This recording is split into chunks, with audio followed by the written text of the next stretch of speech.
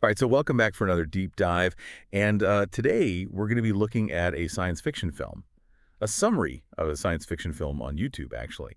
And it takes place in the year 2142. Kind of a classic setup here. The line between human evolution and corporate greed gets a little blurry. So we're going to be talking about some of the themes that this film brings up. Like are we willing to pay any price for progress? Well, what I think is really interesting about this film is the way it takes that classic idea of searching for a better life and flips it on its head. Yeah. You've got these characters, they're stuck in this Steve's colony, and it's pretty restrictive. They're just desperate to escape to get to this planet, Aiga. But you know what?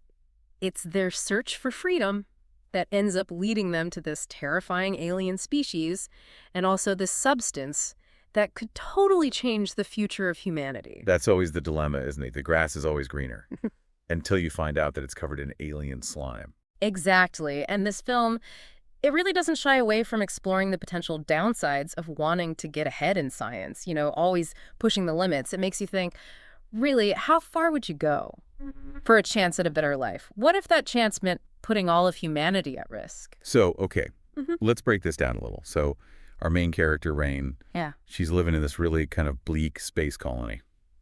It reminded me a lot of those super overcrowded dystopian cities. Yeah, I see that. It plays into that fear we all have of the population getting too big and not having enough resources to go around. I mean, it's a problem we're dealing with today, right? So it makes you think, what choices are we going to have to make in the future? Will those choices come from desperation, or will we think them through carefully? Right, right. So Rain and her friends, they find this old abandoned spaceship, all the classic sci-fi stuff, flickering lights, weird symbols, the works. And at first they think, this is it. This is our ticket out of here. But what they find instead is this strange substance called Prometheus 5. Okay, so this Prometheus 5, this is where things get really interesting because it's presented as this potential key to human evolution, like the next step. But it's got a dark side. The company that's behind this whole mission, they want to use it to make weapons. And they're willing to overlook some pretty serious risks to do it. Wait, hold on. Weaponize it. What does that even mean in this context? Well, think of it like this. They're trying to create what's called a bioweapon, something that uses biological organisms or toxins to cause harm, you Yeah. know? And in this film, this involves the alien species that we meet later on, the xenomorphs. Oh, yeah, the xenomorphs. Those things are pure nightmare fuel, totally terrifying, acid for blood, that crazy Right. life cycle. And they are relentless. I mean, honestly, Mhm. who designs a creature with acid for blood? If you think about it from an evolutionary standpoint, it's actually pretty smart. I mean, what better defense mechanism is there than blood that can melt through metal? But of course, in this film, it really becomes a symbol of how dangerous it can be to mess with nature. You mean like those unintended consequences? Exactly. You see, the company in this film, they're so focused on how much money and power they could get from weaponizing this Prometheus 5 that they just completely ignore the ethics of it and the fact that it could lead to something really catastrophic. Okay, I get it. But I'm a little confused. How did the xenomorphs fit into all this with the Prometheus 5?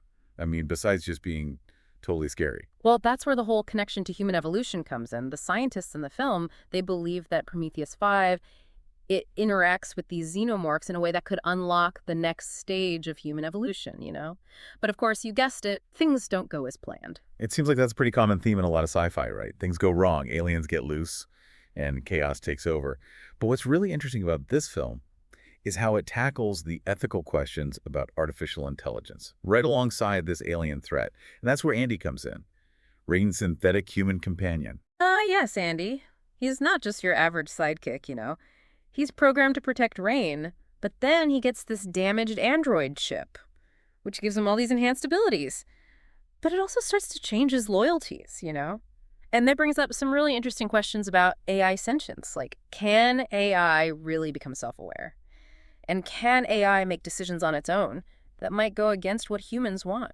So it's like, how much control do we really have over the technology we create, and what happens if it starts thinking for itself? Exactly. And the film doesn't really give you easy answers. It makes you really consider both the good and the bad about AI and whether we're actually ready for a future where machines are intelligent and play a big part in our lives. So we've got this double whammy of ethical dilemmas going on here. On one hand, you've got the whole corporate greed thing Yeah. and the potential misuse of Prometheus 5. And then on the other hand, there's the whole debate about AI becoming self-aware. That's a lot to think about. It is, and we haven't even talked about Rook yet.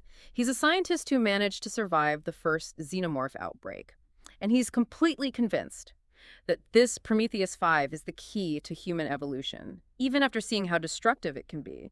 Hold on, he's seen what these creatures can do, and he still thinks it's a good idea to mess around with them. That just seems a little reckless to me. It does. It does raise some questions about the limits of scientific curiosity. I mean, can the pursuit of knowledge sometimes blind us to the consequences of our actions?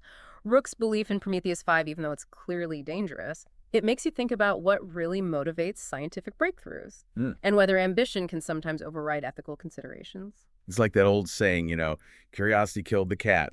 But in this case, it's more like curiosity unleashed a whole bunch of acid-blooded aliens on the world. You could say that. But the point is, this film really dives into the complexity of these issues, It makes you think about the choices we make, both as individuals and as a society, and what those choices could lead to. Speaking of consequences, Hmm. let's talk about the climax of this film. We've got a space station that's about to crash into a planet's rings, xenomorphs running wild, and characters making life or death decisions. It's a masterclass in suspense, really.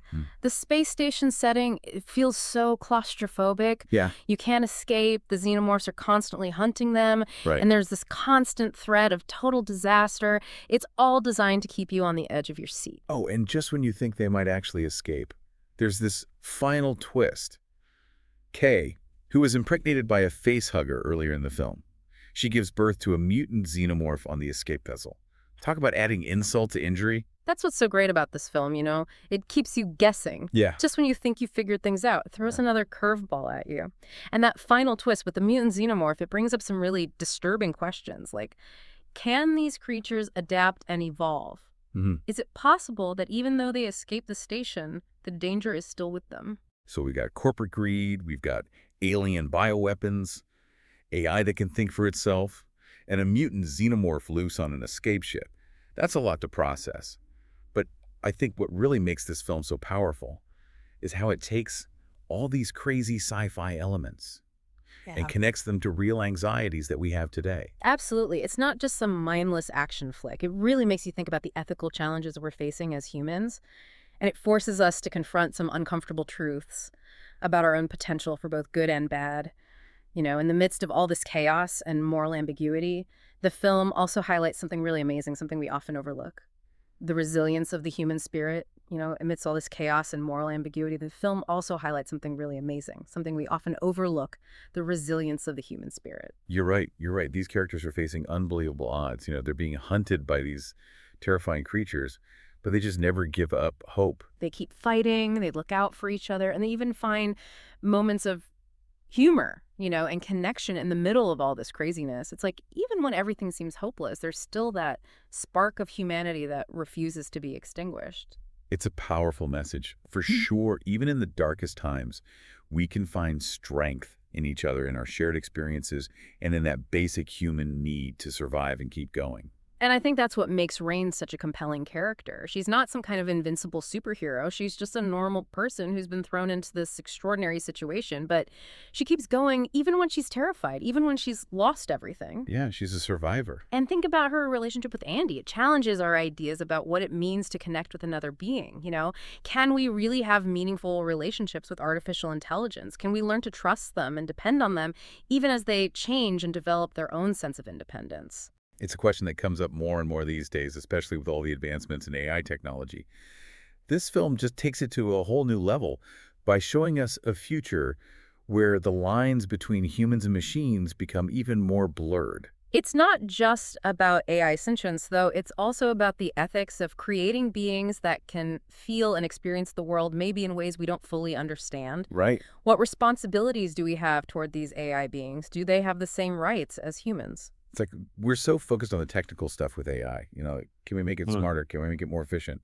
That we forget to ask the really important questions about the social and ethical consequences. Exactly. And this film makes us stop and think about those questions. It's not just an exciting sci-fi adventure. It's a reflection on what it means to be human in a world that's becoming more and more technological, and the choices we face as we keep pushing the limits of what's possible. Speaking of pushing boundaries, the ending of this film really left me wanting more.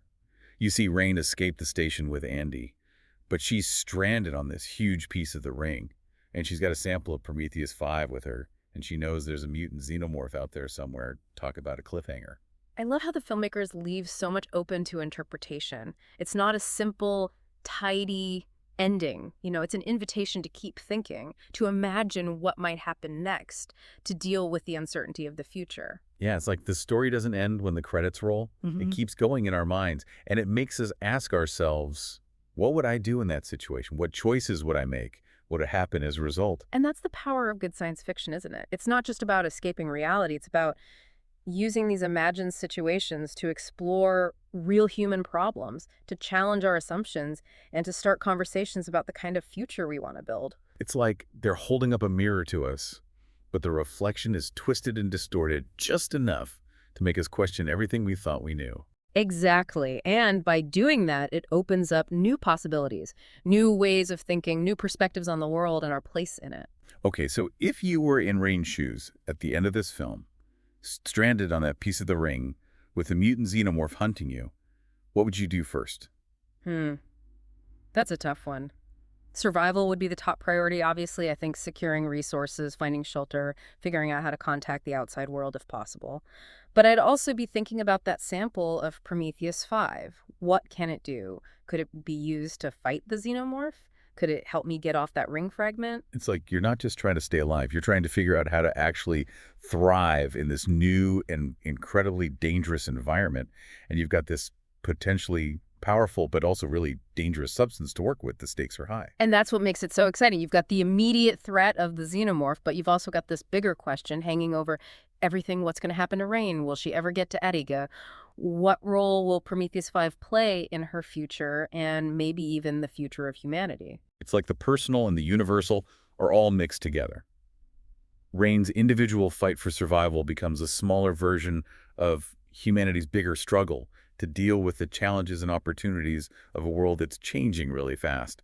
And it reminds us that even when we're faced with extraordinary circumstances, it's the choices we make, the actions we take that ultimately shape our destinies. Well said. This deep dive has definitely given us a lot to think about, from the terrifying ways xenomorphs are built to the complex ethical questions about AI and the temptation of forbidden knowledge. This film really hits hard, and it leaves us with a sense of wonder and a little bit of fear as we think about the possibilities and dangers of the future. And maybe a good dose of skepticism, too. After all, this film reminds us that progress isn't always straightforward, and that even the most well-meaning scientific advancements can have unexpected consequences. It's a reminder to approach the future with both curiosity and caution, and to never forget about the human side of things. It's funny. We often talk about evolution as this slow, gradual process, but this film throws that idea right out the window. Yeah. What if you were offered the chance to evolve instantly?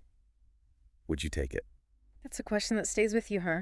Like a shiny carrot of potential, but the catch? It could mean the end of humanity as we know it. It makes you think about what we truly care about. Would we give up being human for something supposedly better?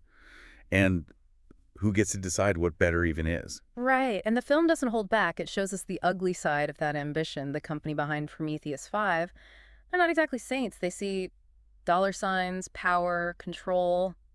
It's a scary thought that progress can be used for some pretty selfish goals. Which brings us back to you, the listener. Think about the things changing right now in our lifetimes. AI, messing with genes, stuff that seemed like science fiction just a while ago. Where's the line? What's the price you're willing to pay for progress? That's where critical thinking comes in. Don't just believe the hype, Look closer. Ask those tough questions because the future isn't just something that happens to us. We create it together by the choices we make every single day.